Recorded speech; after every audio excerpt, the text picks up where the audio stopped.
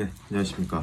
오늘은 레위기 11장 1절에서 8절까지만 보도록 하겠습니다. 제가 읽어드리겠습니다. 네, 여호와께서 모세와 아론에게 말씀하여 이르시되 이스라엘 자손에게 말하여 이르라. 육지의 모든 짐승 중 너희가 먹을 만한 생물은 이러하니 모든 짐승 중 굽이 갈라져 쪽발이 되고 새김질을 하는 것은 너희가 먹되 새김질 하는 것이나 굽이 갈라진 짐승 중에서도 너희가 먹지 못할 것은 이러하니 낙타는 새김질을 하되 굽이 갈라지지 아니하였으므로 너희에게 부정하고 사반도 새김질을 하되 굽이 갈라지지 아니하였으므로 너희에게 부정하고 토끼도 새김질은 하되 굽이 갈라지지 아니하였으므로 너희에게 부정하고 돼지는 굽이 갈라져 쪽발이로되 새김질을 못함으로 너희에게 부정하니 너희는 이러한 고기를 먹지 말고 그 주곰도 만지지 말라. 이것은 너희에게 부정하니라. 아멘. 44절 한 번 더 보겠습니다. 11장 44절. 나는 여호와 너희의 하나님이라. 내가 거룩하니 너희도 몸을 구별하여 거룩하게 하고 땅에 기는 길짐승으로 말미암아 스스로 더럽히지 말라. 45절. 나는 너희의 하나님이 되려고 너희를 애굽 땅에서 인도하여 낸 여호와라. 내가 거룩하니 너희도 거룩할지어다. 아멘.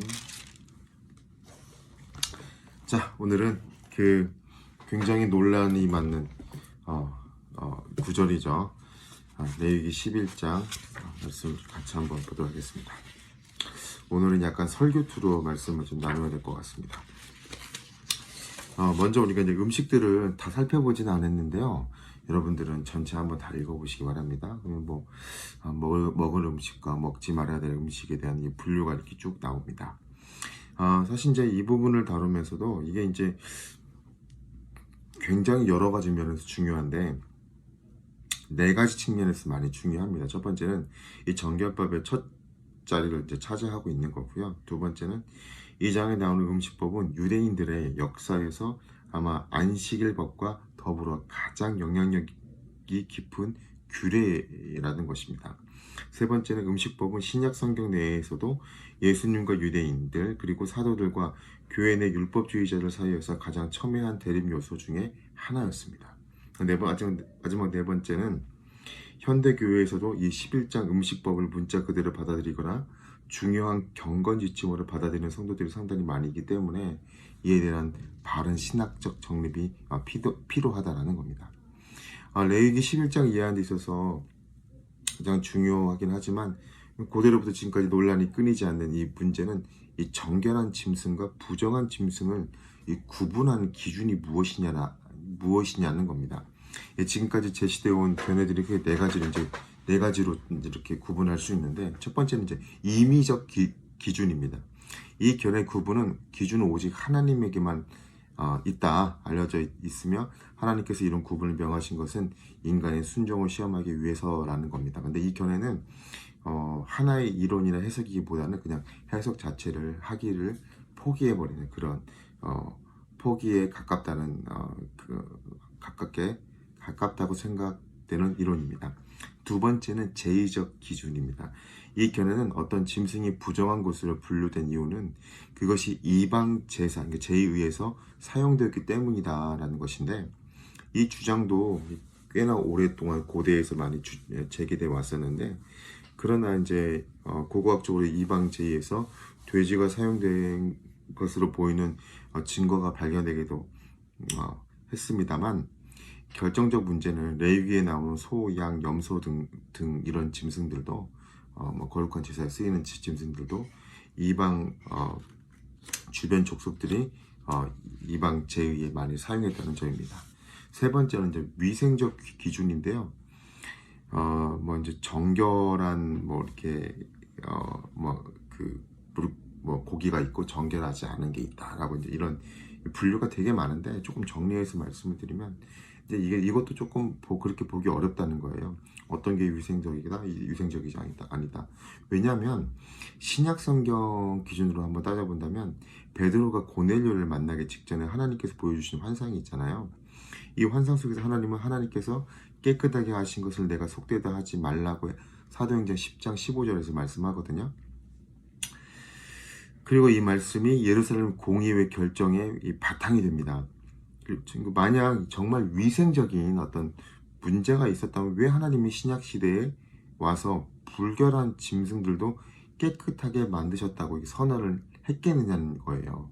그러니까 뭐 위생적 기준은 아니었다는 거죠. 그럼 갑자기 신약 성경에 갑자기 하나님이 생뚱맞게 갑자기 요거를 팍 바꿔서 이제 내가 깨끗하다 이렇게 말하는 게 좀 안 맞잖아요. 그러니까 위생적 기준은 아니었을 것이다. 네 번째 이제 상징적 해석인데 이 부분이 조금 이제 정통적으로 많이 받아들였던 부분인데, 그러나 이제 이 상징적 해석이 현대에 와서 메리 더글라스라는 유대 문화 인류학자 연구를 통해서 새롭게 각광을 받았습니다. 근데 이걸 좀 간단하게 설명을 한다면, 이 해석에 따르면 레위기 11장의 짐승의 구분은 인간 세계를 비추는 거울이라는 점이에요.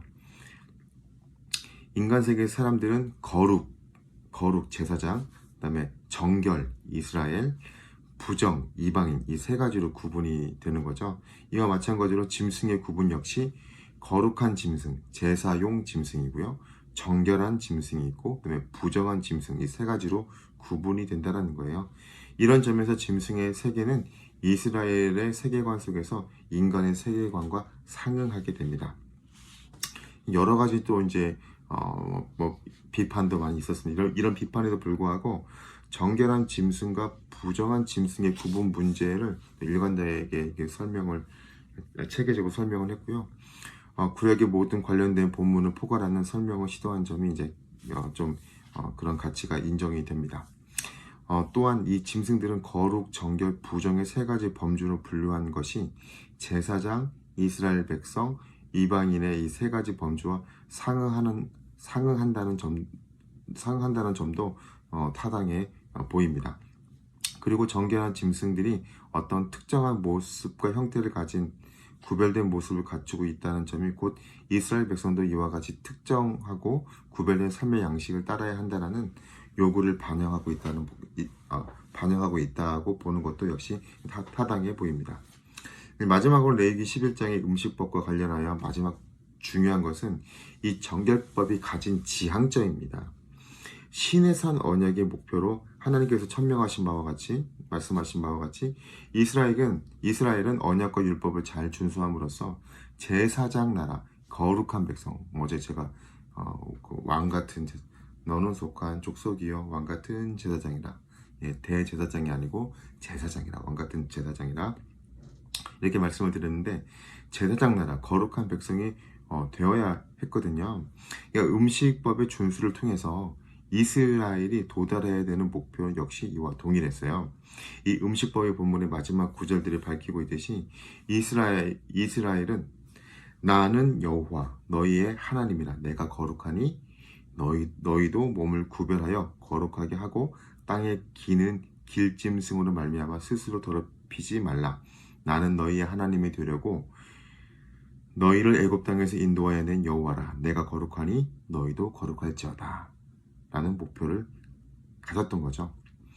따라서 이스라엘 백성들은 주변 민족들과 확연히 구분되는 음식법의 준수를 통해서 자신들이 거룩한 하나님의 백성임을 보여주어야 했습니다. 이런 면에서 유대교가 음식법과 안식일법을 가장 중요한 법으로 여긴 것은 나름대로 타당성을 가지고 있습니다. 그러나 신약 시대에 와서 정결한 이스라엘과 부정한 이방인의 구분이 철폐되고요, 누구든지 그리스도의 사역을 통해 거룩한 하나님의 백성이 될 수 있게 되자 이스라엘과 이방인 사이의 구분을 상징적으로 나타내주는 정결한 짐승과 부정한 짐승의 구분도 그 시효를 다하게 됩니다. 사도행전 10장의 고넬료 사건과 그로 인한 사도행전 15장의 예루살렘 공의회의 결정은 바로 이런 점에 있어서 시대의 분기점이 되었습니다. 이제 더 이상 음식물의 차별화가 사람 사이의 구분의 표시가 되지 못했습니다. 음식법의 유효기간이 다한 것이죠. 하지만 이 음식법이 가르쳐주는 영적 교훈의 가치는 여전히 유효합니다. 신약 이후의 성도들은 더 이상 음식을 표식으로 해서 자신의 신분을 나타낼 필요가 없습니다. 그러나 그들은 여전히 거룩한 하나님의 백성으로서 이 세상 사람들과 다른 형태의 삶을 살아야 한다는 요구를 받았습니다. 이런 면에서 베드로 사도가 앞에 레위기 11장 44절에 45절 말씀을 신약시대 성도들의 삶의 모습에 대한 근본적 요구로 인용하고 있다는 점 아주 중요하다고 할 수 있습니다. 제가 한번 읽어드리겠습니다. 베드로전서 1장 15절에서 16절 오직 너희를 부르신 거룩한 이처럼 너희도 모든 행실에 거룩한 자가 되라. 모든 행실에 거룩한 자가 되라. 자, 여러분, 이제 음식법에 대해서 우리가 한번 간략하게 객관적으로 이렇게 살펴봤습니다. 여러분, 여러분들이 여기서 어떤 부분들이 느껴졌습니까? 뭐 새로 생소하게 들은 부분도 있고, 아니면 내가 알았던 부분도 되새김질하고 하거나 안 하거나 굽이 있거나 안 하거나 그에 따라서 구분했었는데 이게 맞나 안 맞나 이렇게 생각하시는 분도 있을 것이고, 또 이제 전통적인 방식으로 이제 받아들였던 부분도 있을 것입니다.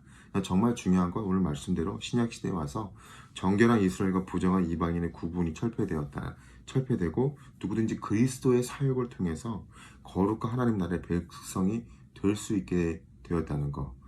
그렇게 되니까 이스라엘과 이방인 사이 구분을 상징적으로 나타내주는 정결한 짐승과 부정한 이 짐승의 구분도 그 시효를 다하게 되었다는 거. 그리고 하지만 이 음식법이 가르쳐주는 영적 교훈과 가치는 여전히 유효하다는 것. 오늘 우리가 마지막 말씀을 읽었는데 마지막으로 읽었던 내가 거룩하니 너희도 거룩할지어다. 여러분, 거룩한 삶, 거룩한 하나님의 백성으로서 이 세상의 사람들과 다른 형태의 이 삶을 살아야 된다는 이 요구를 우리가 그때 이스라엘 백성과 지금의 우리도 요구를 받는 거잖아요. 오늘 여러분들은 어떻게 살아가는 게 하나님의 백성으로서 거룩한 삶이 되겠습니까? 제가 예전에 여러분들에게 한번 이렇게 말씀해 드렸던 예화가 하나 있어요.